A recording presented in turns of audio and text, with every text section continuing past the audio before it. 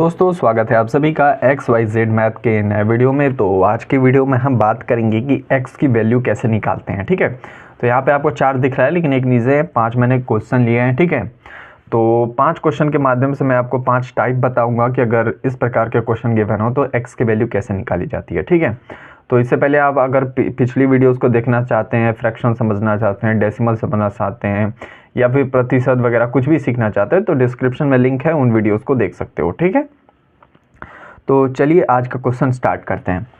आपको जब भी x की वैल्यू निकालनी होती है तो क्वेश्चन में आपको x ढूंढना है। ठीक है, अब सबसे पहले x जब आपको दिख जाए, जैसे पहले वाले क्वेश्चन में यहाँ पे x दिख गया है मुझे। ठीक है, तो मैं पहले x को लिखूंगा और उसके बाद जितनी भी इधर उधर की संख्या है सबको इक्वल टू के उस साइड फेंक दूंगा। ठीक है, चलिए देखते हैं कैसे करना है।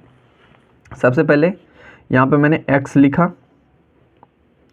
इक्वल का निशान दिया ये वाला। ठीक है, -12 पहले से ही था। ठीक है, तो -12 पहले से था तो इसको ऐसे लिख दो। ठीक है, अब देखो x के साथ में जो संख्या होती है ना वो इस इक्वल टू के बाद जाने के बाद, जिसे पक्षांतर का नियम कहता है, ठीक है, इधर जाने के बाद वो डिवाइड में चली जाती है, मतलब ये 4 नीचे आ जाएगा। ठीक है, यहाँ पे जो 4 था ये नीचे आ जाएगा। ठीक है, अगर वहीं x के अपॉन में 4 होता तो इधर भेजने पर ये इसमें गुणा में हो जाता है, 12 × 4 हो जाता है। ठीक है, तो ये नियम होते हैं, 2 नियम है, काफ़ी आसान है, इसको याद रखना। x के साथ जो भी संख्या है उसको बराबर वाली संख्या के नीचे डाल दो। ठीक है, या फिर अगर x के नीचे कोई संख्या है तो बराबर वाली संख्या के सामने डाल दो। ठीक है, तो दूसरा क्वेश्चन देखिए।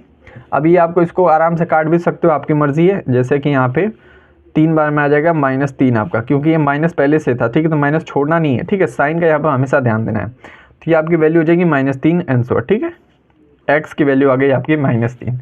अब दूसरा टाइप अगर ये बन गया दोनों साइड माइनस हो तब क्या करेंगे। ठीक है, तो जब दोनों साइड माइनस हो, ठीक है, तो साइन जब दोनों साइड इक्वल है तो वो आपस में कट जाती हैं। ठीक है, जैसे कि आप कहोगे कि ऐसे ऐसे काट देंगे, हाँ यहाँ से भी काट सकते हो। आप काटने की दिखाने की ज़रूरत नहीं है, आप डायरेक्ट लिख सकते हो 3x = 18। ठीक है, वैसे मैं इसको करके भी पूरा दिखाऊंगा कि क्यों कट रहा है। देखो यहाँ पे सबसे पहले यहाँ पे 3x है ना, ये 3x लिखा माइनस है। ठीक है, अब ये -18 ये था। ठीक है, अब मैं इसको चेंज करने वाला हूँ। देखो x को छोड़ के सारी संख्या इधर भेजूंगा तो ये हो जाएगा x = -18 पहले से था अपॉन में, अब इसके साथ वाली संख्या इसके नीचे आ जाती है -3। ठीक है, तो अब देखो माइनस माइनस कैंसिल। ठीक है, और 3 के पाड़े से ये 6 बार में कैंसिल, तो आपका x की वैल्यू क्या आ जाएगी, 6 आ जाएगी। ठीक है, अब इस वाले को देखिए।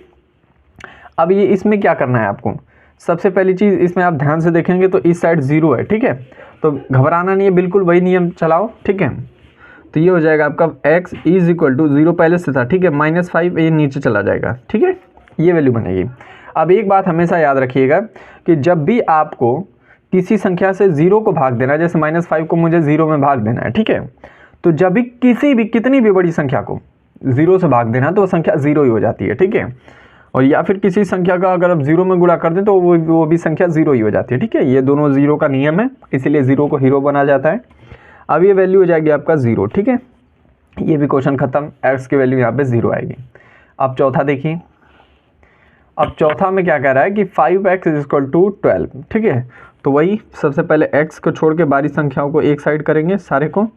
तो 12 तो पहले से था, अब ये 5 इसके साथ में तो नीचे आ जाएगा। ठीक है, अब ये कटेगा नहीं। ठीक है, पॉइंट में जाएगा, इसीलिए हम इसको ऐसे ही छोड़ रहे हैं। ठीक है, x की वैल्यू क्या आ गई, 12/5। ठीक है, लास्ट वाला देखिए, -3x/1, वही चीज़ है बिल्कुल, x = 1 और ये अपॉन में चला जाएगा -3। ठीक है, ये हो जाएगी आपकी x की वैल्यू। ठीक है, तो आई होप आपको समझ में आया होगा, काफ़ी बेसिक था अभी मैं आने वाली वीडियोस में आपका लेवल बढ़ाऊंगा। ठीक है, तो ये मैंने आपको बेसिक करा दिया, x की वैल्यू कैसे निकालते हैं। ठीक है, तो आज के वीडियो में बस इतना ही रखते हैं, मिलते हैं अगले वीडियो में, तब तक के लिए पढ़ते रहिए।